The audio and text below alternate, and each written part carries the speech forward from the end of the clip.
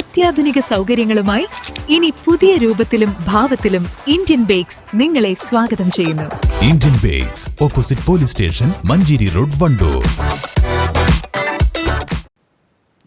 പ്രണയവുമായി ബന്ധപ്പെട്ട അസ്വാരസ്യമാണ് കരുവാരക്കുണ്ടിലെ 14-കാരിയുടെ കൊലയ്ക്ക് കാരണമെന്ന് മലപ്പുറം SP R വിശ്വനാഥൻ. ഇക്കാര്യത്തിൽ വിശദമായ അന്വേഷണം ആവശ്യമാണെന്നും കൊലപാതകത്തിൽ മറ്റാർക്കും പങ്കില്ലെന്നാണ് നിലവിൽ കരുതുന്നത് എന്നും അദ്ദേഹം പറഞ്ഞു. പ്രതിയുടെ മൊബൈൽ ഫോൺ കോൾ ഉൾപ്പെടെയുള്ളവ പരിശോധിക്കാനുള്ള നീക്കങ്ങളും നടക്കുകയാണ്. കേസിൽ വിശദമായ അന്വേഷണം നടത്തി വരികയാണെന്നും SP R വിശ്വനാഥ് പ്രതികരിച്ചു. മാധ്യമങ്ങളോട് കേസിന്റെ വിശദാംശങ്ങൾ പങ്കുവയ്ക്കുകയായിരുന്നു SP. പെരിന്തൽമണ്ണ DYSPയുടെ സംഘമാണ് കേസ് അന്വേഷിക്കുന്നത്. മൃതദേഹം കിട്ടിയ മേഖലയിൽ വെച്ച് തന്നെയാണ് കൊലപാതകം നടന്നത്. കഴുത്ത് ഞെരിച്ചാണ് കൊലപാതകം നടത്തിയത്. കൈകാലുകൾ കൂട്ടിക്കെട്ടിയിരുന്നു. പ്രതിയുടെ ഫോണിൽ നിന്നാണ് അവസാനമായി പെൺകുട്ടി വീട്ടിലേക്ക് വിളിച്ചത്. ആ ഫോൺ പോലീസ് കണ്ടെത്തിയിട്ടുണ്ടെന്നും PR വിശ്വനാഥൻ പറഞ്ഞു. നിലവിലത്തെ അന്വേഷണത്തിനകത്ത് നമുക്ക് മറ്റൊരാൾക്ക് പങ്കുള്ളതായിട്ട് അറിയാനായിട്ട് കഴിഞ്ഞിട്ടില്ല. പക്ഷേ വിശദമായിട്ടുള്ള അന്വേഷണം, ഈ കുട്ടികളുടെ മൂവ്മെന്റ് വിവിധ ബസ്സുകളിലെല്ലാം കയറിയിട്ടാണ് ഈ പറഞ്ഞ കരുവാരക്കുണ്ടിൽ നിന്ന് വണ്ടൂർ വരേക്ക് എത്തിയെന്നുള്ള പറഞ്ഞത്. അപ്പോൾ അതിലെല്ലാം CCTV വിഷ്വൽസ് അടക്കം ഇന്നിപ്പോൾ എൻ്റെ ടീം DYSP പെരിന്തൽമണ്ണയുടെ നേതൃത്വത്തിലുള്ള സ്പെഷ്യൽ ടീമാണ് അന്വേഷിക്കുന്നത്, നാംസഫംഗങ്ങൾ ഉൾപ്പെടെ. അപ്പോൾ അവർ പരിശോധിച്ചുകൊണ്ടിരിക്കുകയാണ്. ഏതെങ്കിലും രീതിയിലൊരു തേർഡ് പേഴ്സൺ ഇതിൽ ഉണ്ടായിരുന്നു എന്നുള്ളത് വിശദമായിട്ട് തന്നെ നമ്മൾ അന്വേഷിക്കുന്നുണ്ട്.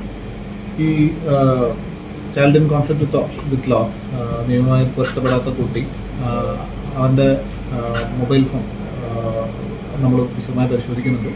CDR കളക്ട് ചെയ്ത് അത് പ്രകാരമുള്ള അന്വേഷണം, ആ സമയത്ത് അവർ അവനെ വിളിച്ചിരുന്നതായിട്ടുള്ള ആളുകളെല്ലാം നമ്മൾ വെരിഫൈ ചെയ്തുകൊണ്ടിരിക്കുകയാണ്. പക്ഷേ ഇപ്പോൾ ഈ മൊമെൻറ്റ് വരേക്കും നമുക്ക് മറ്റൊരു ഇൻ്റർവെൻഷൻ ഉള്ളതായിട്ട് അറിയാൻ കഴിഞ്ഞിട്ടില്ല. പക്ഷെ അത് തീർച്ചയായിട്ടും വിശദമായിട്ട് തന്നെ പരിശോധിക്കും.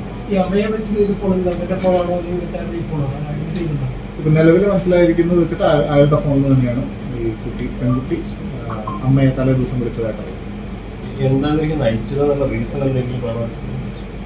പ്രണയമായിട്ട് ബന്ധപ്പെട്ടിട്ടുള്ള ഒരു അസ്വാരസ്യമാണ് നമുക്ക് പ്രാഥമികമായിട്ട് മനസ്സിലാവുന്നത്. പക്ഷെ എന്നിരിക്കലും മോട്ടീവ് എന്നുള്ളത് കുറച്ചുകൂടി ഡീറ്റെയിൽ ആയിട്ട് പോകേണ്ടതുണ്ട്. പിന്നെ നമ്മളുടെയും പരിമിതികൾ, കുട്ടിയായതുകൊണ്ട് തന്നെയുള്ള ക്വസ്റ്റ്യനിങ്ങിൻ്റെ പരിമിതികളെല്ലാം ഉൾക്കൊണ്ടുകൊണ്ട് തന്നെ തീർച്ചയായിട്ടും കൂടുതലായിട്ട് അന്വേഷിക്കേണ്ടതുണ്ട്. അതിനകത്തേക്ക് വേറെ ഏതെങ്കിലും രീതിയിലുള്ള ഒരു മോട്ടീവ് അതിനകത്ത് ഉണ്ടായിരുന്നു എന്നുള്ളത് പ്രാഥമികമായിട്ട് ഈ പറഞ്ഞ കാര്യമാണ് മനസ്സിലാക്കുന്നത്. ഇന്നിപ്പോൾ പോസ്റ്റ്മോർട്ടം നടക്കുന്നേ ഉള്ളൂ. എന്തെങ്കിലും അങ്ങനെ ഒരു ഇൻഫർമേഷൻസ് ഉണ്ടെങ്കിൽ തീർച്ചയായിട്ടും നമ്മൾ പരിശോധിക്കേണ്ടിയിരിക്കുന്നു. മെഡിക്കൽ പരിശോധനയിൽ നിലവിൽ അങ്ങനെ വെളിവായിട്ട് കാണുന്നില്ല. തീർച്ചയായിട്ടും ആ ആംഗിളും കൂടി നമ്മൾ പരിശോധിക്കും.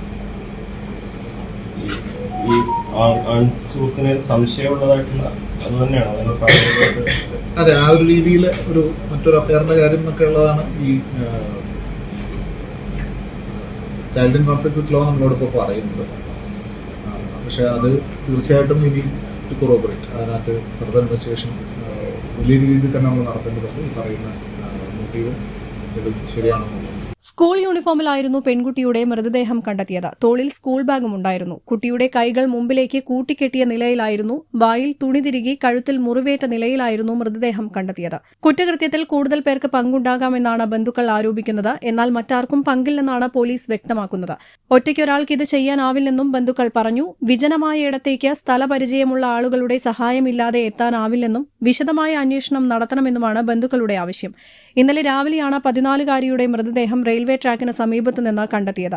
പാണ്ടിക്കാട് തൊടുകപുലം റെയിൽവേ ട്രാക്കിന് സമീപമാണ് മൃതദേഹം കണ്ടെത്തിയത്.